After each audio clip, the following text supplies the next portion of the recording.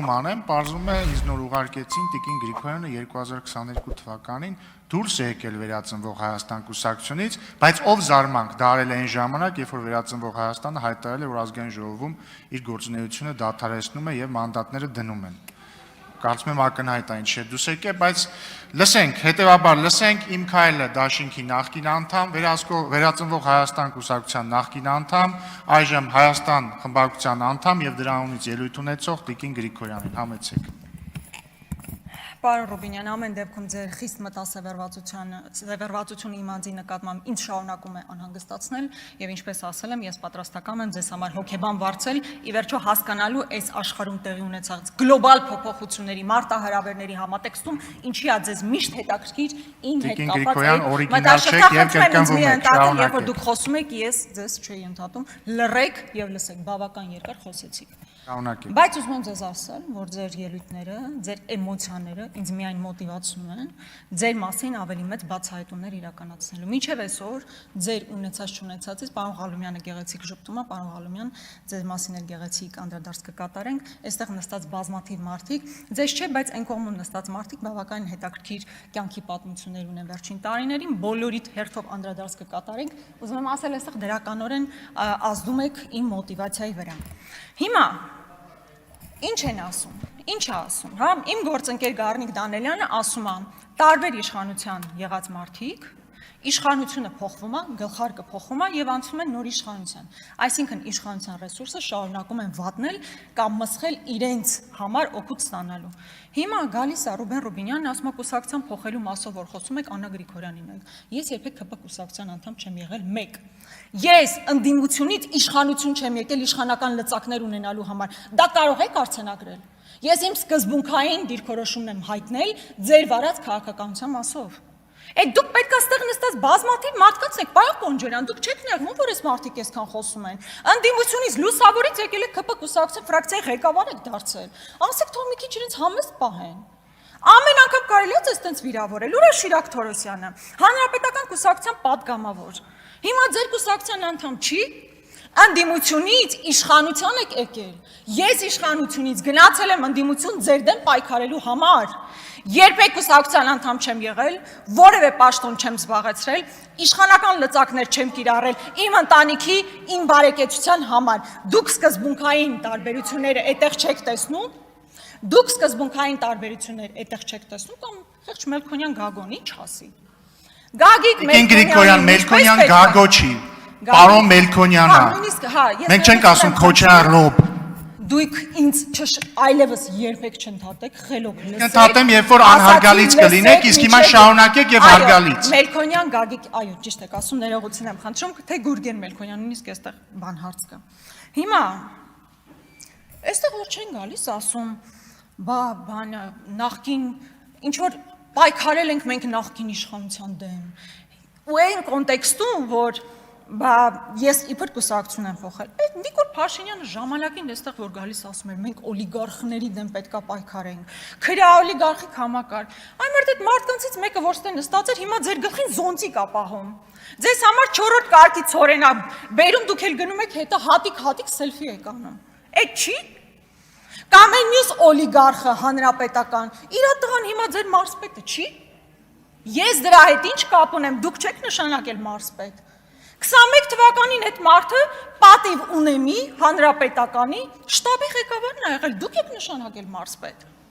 Կրկնում եմ, ես պաշտոն չեմ ունեցել։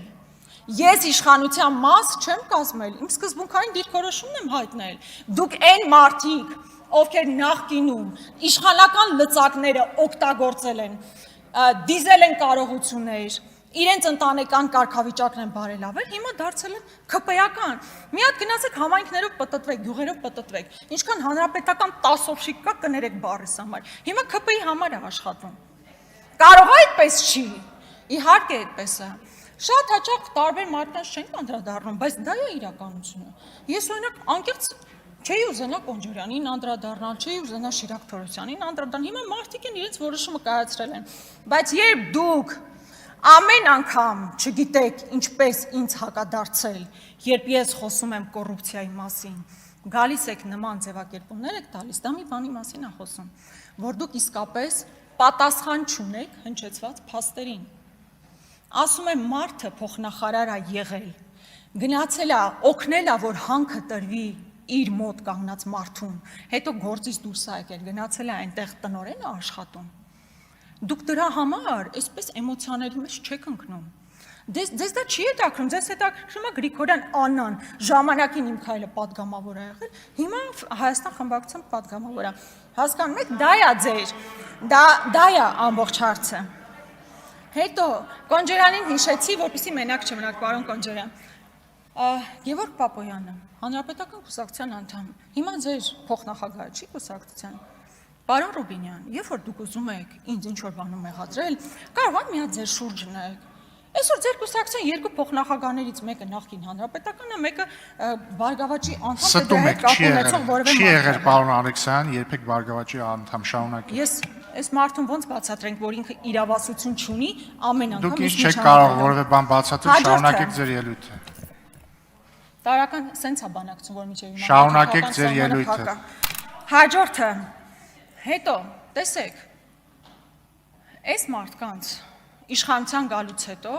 18 թվականին ասում են ժողովուրդ, ձեր առաջ խոնարհվում ենք, ձեզ սիրում ենք, գալիս ենք, որ ձեր բոլորի կյանքը լավացնենք։ Հիմա ամեն մեկը մի տուն, տեղ, փառք Աստծո, թող լինի։ Իրանք բոլորը ծլում, ծաղկում, բարգավաճում, պետական պարտքը հասրել են 8 միլիարդի, թոշակառուների վճարի, թոշակների բարձրացման մասին, այնպիսի էական փոփոխություններ չկան, որ մարդիկ լավ ապրեն։ Սա է այն իրականությունը, որ այս մարդիկ ստեղծում են 18 թվականին իբր գալիս էին, որ իրավիճակ փոխեն, մարդիկ սկսեն լավ ապրել, մենակ իրանք են այսօր լավ ապրում։ Դուք տեսեք ինչպիսի բարգավաճ իրավիճակում են այս մարդիկ ապրում։ Հետո ես խոսում եմ Նարեկ Բաբայանի մասին, Պղնձաբոլիբդենայում նշանակված կառավարության ներկայացուցիչի մասին։ Ես առաջարկում եմ ինձ չլսել, առաջարկում եմ իրար հետ գնա կամ դուք առանձին գնացեք կապանը։ Հարցրեք, պարոն Նարեկ Բաբայանը, իմիջիալոց ոչ այս Նարեկ Բաբայանը, որտեղ հաճախ խառնում են, դարբեր նկարներ են դնում։ Գնացեք հարցրեք, Նարեկ Բաբայանը ինչպես էր ապրում, նրա ինչպիսի կենցաղ էր վարում մինչև 2018 թվականը եւ ինչպիսի կարողություններ ունի հիմա։ Ես ասում եմ, սա խնդիր է, դուք գալիս ասում եք, բա Վահե Հակոբյանն, այմերդ Վահե Հակոբյանին գնացեք, դատախազությունը գործառուցել է, գնացեք քննեք, ինձնից ինչ եք ուզում։ Երկրից Վահե Հակոբյանը դուրս է եկել ձեր իշխանության օրոք, բա թույլ չտայիք, եթե տենց մեծ հանցագործ էր։ Ձեր իշխանության օրոք դուրս է եկել, կարողանում եք գործը հարուցեիք, քննեիք, բացահայտեիք, ինձանից ինչ եք ուզում։ Ինձանից ինչ եք ուզում։ Կամ այն որ բանը ապօրինի գույքի դեմ պայքարողները։ Հովիկ Աբրահամյանի տունը, դասական օրինակ, Հովիկ Աբրահամյանի տունը կալանքի տակ դրած։ Ով է, որ քննիչն է, 1 ժամով է, 2 ժամով է հանում է եւ իրենց հայտնի օլիգարխ Նարեկ Նալբանդյանը գնում է տունը։ Ոնց է դա տեղի ունենում, բա կոռուպցիայի դեմ պայքարում եք, ապօրինի գույքի բռնագանձման դեմ եք պայքարում։ Կամ մի ուրիշ օրինակ էլ կար, Վիգեն Սարգսյանի տունը, նախկին պաշտպանության նախարարի, կալանքի տակ դրած, քննիչը մի օրում, 2 օրում կամ մի ժամվա ընթացքում բացում է եւ մյուս Վիգեն, Ալեն Սիմոնյանի մոտիկ Վիգեններից մեկը, Վիգեն Բադալյանը, այդ տունը չի գնում։ Գնում է, բա ապօրինի գույքը տենց եք բռնագանձում, կալանքը դնում եք, որ հետո բռնագանձեք, այդ կալանքը քննիչը մի ժամով վստահաբար իշխանությունների իմացությամբ կամ հորդորով հանում է ձեր հարազատները, ձեր գրպանային այսպես օլիգարխները գնում են այնտեղից առնում են այդ գույքը։ Դա է ձեր պատկերացրած պայքարը կոռուպցիայի դեմ։ Ինչ վերաբերում է եպիսկոպոսներին։ Սիրելի հայրենակիցներ, ես երեկ Նիկոլ Փաշինյանին ասում եմ. Դուք խնդրում եմ լռություն, հա։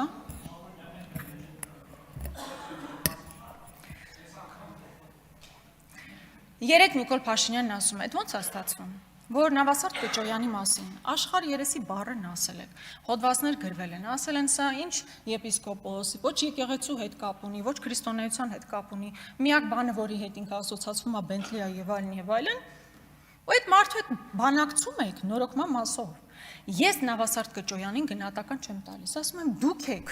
իրան գնահատական տվել։ Հիմա այդ մարդու հետ ինչ եք բանակցում, ինչ նորոգման մասին եք բանակցում։ Մարդը աղքատության ուխտը ձեր ընկալմամբ խախտել է, բա հիմա իր հետ ինչ եք բանակցում։ Եթե կուսակրոնության ուխտը ձեզ այդքան հուզում է, դուք տեսել եք այդտեղ ինչ մարդիկ կան։ Առնվազն մի հոգու հաստատ պետքա ճանաչեք, որովհետև իր ընտանիքի անդամը տարբեր պաշտոններ է զբաղեցրել ձեր կառավարությունում։ Հիմա եթե դուք պայքարում եք կուսակրոնության ուխտը խախտելու դեմ, դուք ոնց եք բանակցում այդ ուխտը խախտման, այսպես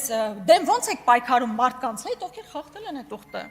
Այդտեղ հավաքված 10 եպիսկոպոսներին առանց գնահատական տալու ասում եմ, այո, իրենք խախտել են եւ ժուշկալության ուխտը, եւ աղքատության ուխտը, եւ հնազանդության ուխտը։ Ամբողջ խնդիրն է նա, որ դուք պետքա Փաշազադեի եւ Ալիևի պատվերը իրականացնեք։ Հիմա ամեն անգամ գալիս եք այս քննարկումներն եք իրականացնում։ Պարոն Ռուբինյան, 18 թվականի հեղափոխության եւ մարդկանց հույսերը դուք եք այսպես կործանել, մատաղարել, մարդկանց ասել մենք գալիս ենք որ դուք լավ ապրեք, հիմա դուք նենց լավ եք ապրում, իսկ մեր ժողովուրդը հաստատ լավ չի ապրում։ Քաղաքացիական պայմանագիր խմբակցության անունից ես ելույթ կունենամ։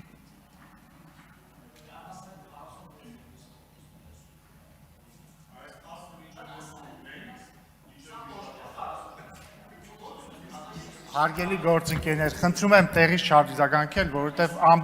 բանում էլ վերևն էլ մարդ նստած չկա, ստիպված ես տեղից պետք է ասեմ, մի արձագանքեք։ Սիրելի գործընկերներ, սիրելի ժողովուրդ, հարգարժան Տիկին Գրիգորյան։ Ես կարծում եմ, որ դուք թերևս կարող եք ձեր կյանքի փորձի պակասից է, չգիտեմ, բայց չեք հասկանում, որ իմ մտասևեռումը ոչ թե ձեր անձի նկատմամբ կամ ձեր անձի վրա է, այլ դավաճանության որպես երևույթի։ Ես իրոք, մի ընդհատեք ինձ, ես իրոք ինչ մեղք կստակցնեմ, բավականին զգայուն եմ դավաճանության նկատմամբ։ Այսինքն տարբեր թեմաներ օրինակ ինձ հունից չեն հանում, օրինակ ինձ հունից չի հանում, որ գալիս եք, ասենք չգիտեմ, թեկուզ անձամբ ինձ մեղադրում եք ինչ որ դավաճան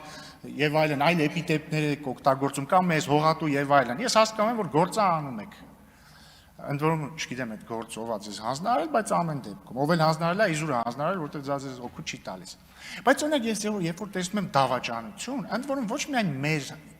հանդեպ այդ դավաճանությունը, այլ ընդհանրապես դավաճանություն որպես երևույթ։ Երբ որ ես տեսնում եմ ծայրահեղ անսկզբունքայնություն, ես դրանից դե ինչ մեղք կստակցնեմ, ներվայնանում եմ։ Դե ոչինչ, ես էլ իդեալական չեմ։ Չնայած փորձում եմ, ձգտում եմ կատարելության, եւ հիմա էլ փորձում եմ իմ նյարդերը հանգիստ պահել եւ չներվայնանալ այն անասելի անսկզբունքայնությունից, որ դուք տարիների ընթացքում դրսևորել եք, բայց հանուն արդարության շատ մի նեղվեք, դուք միակը չեք ձեր խմբակցությունում կամ ընդհանրապես ընդդիմության մեջ։ Հիմա խնդիրը ո՞րն է։ Դուք եկել եք 2018 թվականի համաժողովրդական հեղափոխությունից հետո, որը այդ թվում Քոչյանի դեմ էր, հասկանում եք, որը այդ թվում կոռուպցիայի դեմ էր, ամեն ինչի դեմ էր։ Եկել եք, մեզ մոտ եկել եք հարցազրույցի, բանա չեմ հիշում, ում միջոցով եք եկել, մենք ձեզ մտցրել ենք ցուցակ 90 որերորդ տեղներ, 96-րդ տեղներ կարծեմ, դուք հետո դարել եք падգամավոր, ու որ դուք ասում եք ես իշխանությունից գնացել եմ ընդդիմություն, մի քիչ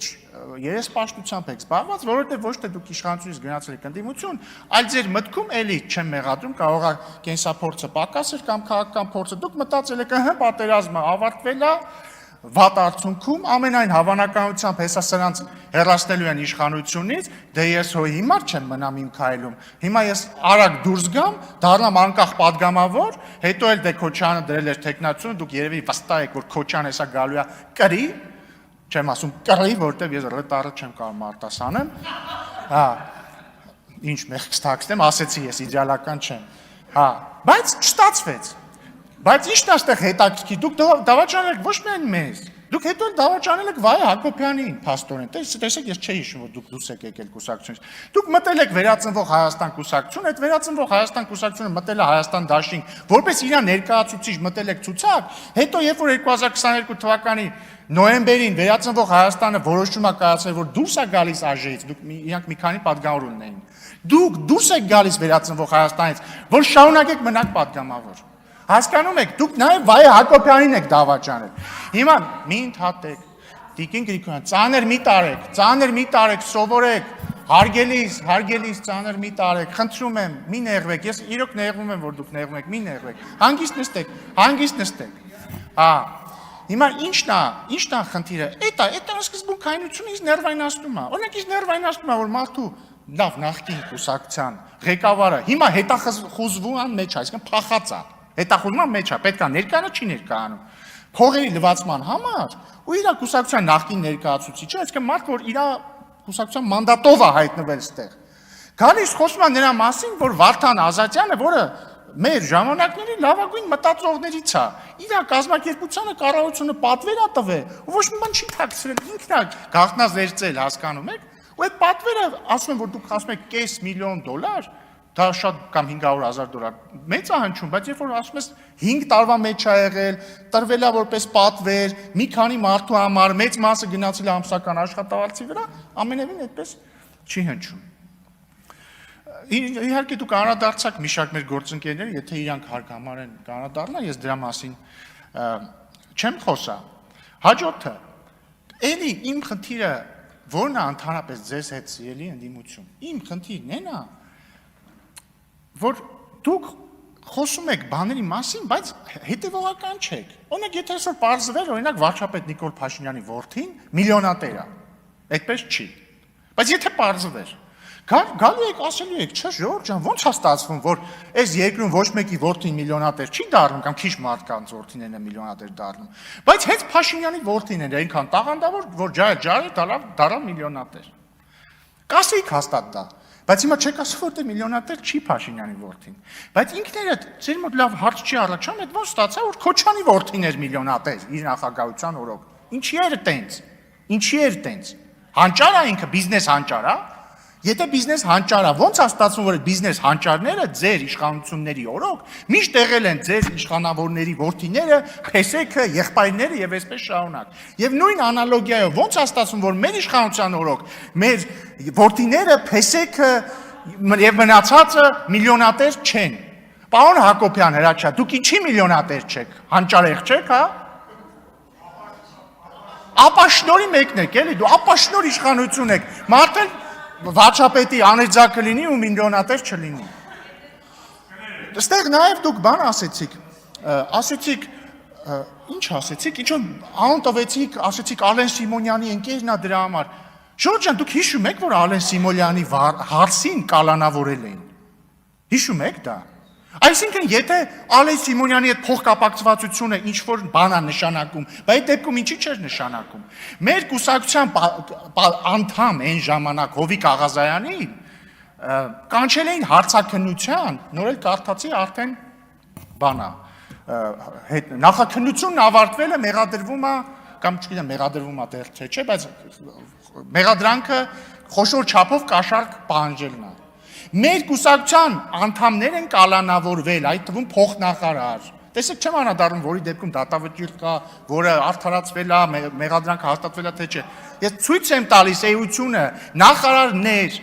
քաղաքաշինության կոմիտեի նախագահ, հասկանում եք։ Իսկ ձեր ժամանակ ինչ էր տեղի ունենում, ձեր իշխանության ժամանակ։